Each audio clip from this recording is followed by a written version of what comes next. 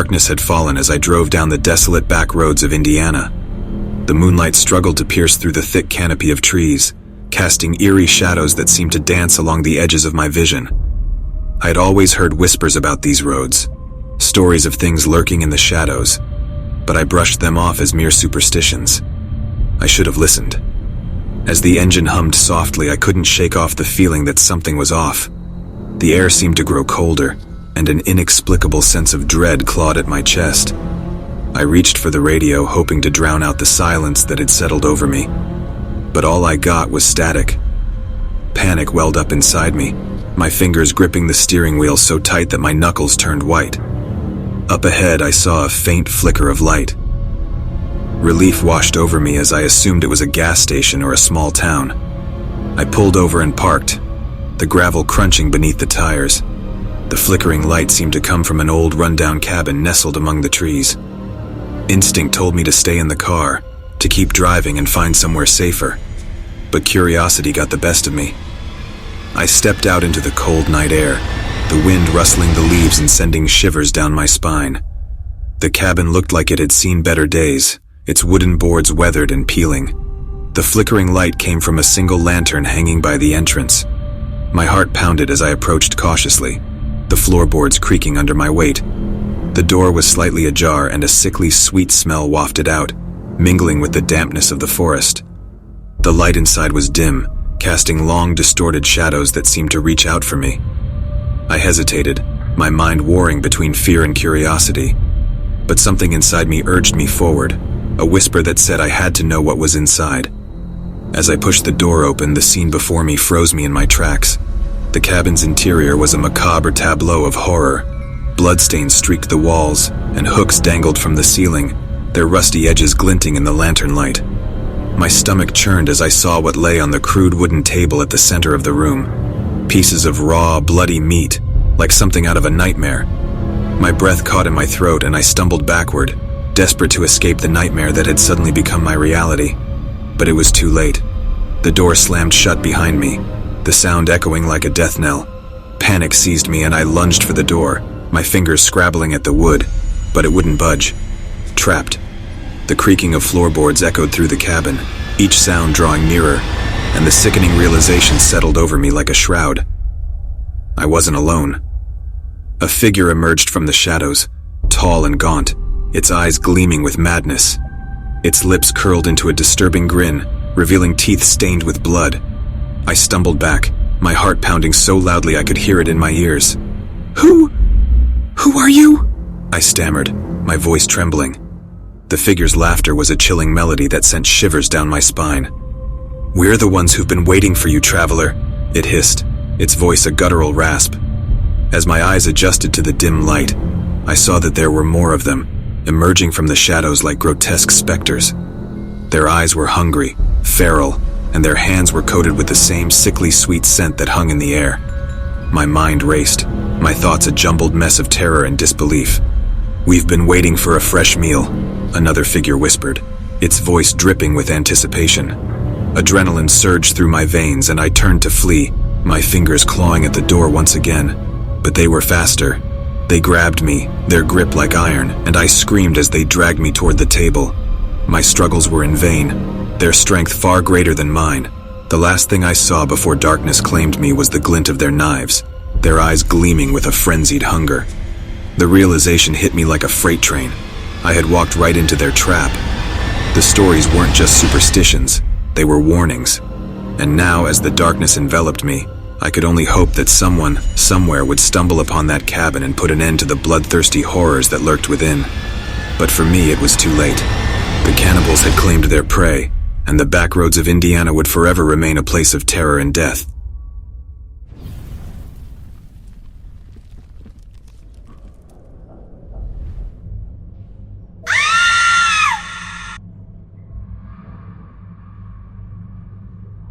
The summer sun hung low in the sky as 5 friends embarked on a vacation to a remote cabin nestled deep within the woods.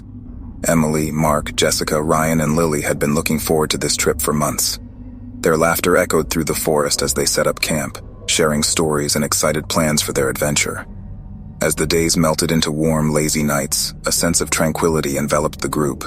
But beneath the idyllic surface, something sinister stirred. A feeling of being watched hung in the air, and unease settled in the pit of their stomachs.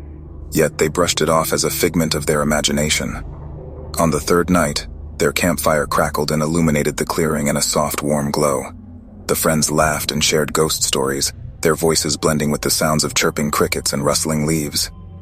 But as the firelight flickered across their faces, shadows danced in the corners of their vision, hinting at something lurking in the darkness.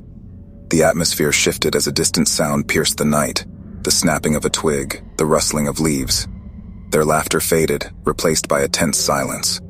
The sound drew closer, and then, emerging from the shadows, a figure appeared. Tall and cloaked in darkness, his eyes held a twisted, malevolent gleam. The firelight revealed his sinister grin, the embodiment of a predator reveling in the fear he instilled. Fear gripped their hearts as they faced the stranger, his presence casting a pall over their gathering. "Names aren't important," he hissed, his voice dripping with malice. "What matters is that you've become my prey." Panic surged through them, and they scattered in a desperate attempt to flee. Adrenaline fueled their sprint, their footsteps echoing through the night as they darted between trees, trying to put distance between themselves and the sinister figure. The forest seemed to close in around them, each shadow a harbinger of doom. Hours of relentless pursuit followed, the group driven to exhaustion. Their breaths were ragged and their bodies ached, but their survival instincts kept them moving. Just as hope was beginning to dwindle, they stumbled upon an abandoned cabin, a relic from a forgotten era. Desperation lent them strength as they barricaded themselves inside, gasping for air and clutching onto each other. Inside the cabin, the air was thick with dust and decay, but it was sanctuary from the predator outside. Huddled together, they whispered about their options, determined to outlast their pursuer. The night dragged on. The echoes of footsteps and laughter carried on the wind, a haunting reminder that they were being hunted. As dawn broke, the group emerged from the cabin, faces etched with exhaustion and fear. The choice was clear. They had to continue moving, to find a way to escape the clutches of the relentless killer. Each step was a struggle, but their survival instincts pushed them forward. Hours turned to an endless blur, and the group pressed on. Their footsteps were determined, driven by a will to survive that outweighed the terror that had consumed them. In a twist of fate, they stumbled upon an ancient cave hidden by overgrown foliage. Seeking shelter, they ventured inside, the cool darkness a welcome relief from the relentless pursuit. As they caught their breath, one among them spoke up, revealing a chilling revelation that hung in the air like a curse. "I've been doing some research," they admitted, their voice trembling. "This killer, he has a child, and I think one of us might be that child." Silence settled over the group, their faces a mirror of shock and realization. Their pursuer wasn't just a cold-blooded killer. He was a father obsessed with extinguishing the life of his own flesh and blood.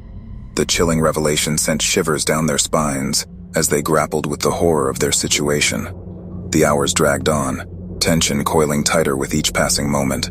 The killer's pursuit was relentless, the echoes of his voice a haunting reminder that they were being hunted by their own parent. The moon hung high in the sky, casting an eerie glow over the forest as the night deepened. As the killer's taunts filled the night, the group knew that confrontation was inevitable. With hearts pounding, they braced themselves for the final showdown, their survival instincts urging them to fight with everything they had. Adrenaline surged as the killer emerged from the shadows, his face contorted into a twisted grin. "Demon child, your time has come," he sneered, brandishing a gleaming knife. The forest seemed to hold its breath, the air charged with a sense of impending doom. The battle that followed was fierce, a clash of survival against sadistic brutality, a struggle that would determine whether they lived to see another day. In the end, it was the strength of their friendship and the determination to survive that carried them through. The friends overpowered the killer, their unity of force stronger than his twisted obsession. The night that had held them captive released its grip, replaced by the faint light of morning. As dawn broke, casting a warm embrace over the woods, the friends emerged as survivors, forever scarred by the horrors they had faced. They returned to the world they had left behind, forever changed by the darkness that had consumed their vacation. And though they had defeated the monster that had hunted them, they carried the knowledge that sometimes, the most terrifying demons can be the ones we're connected to by blood.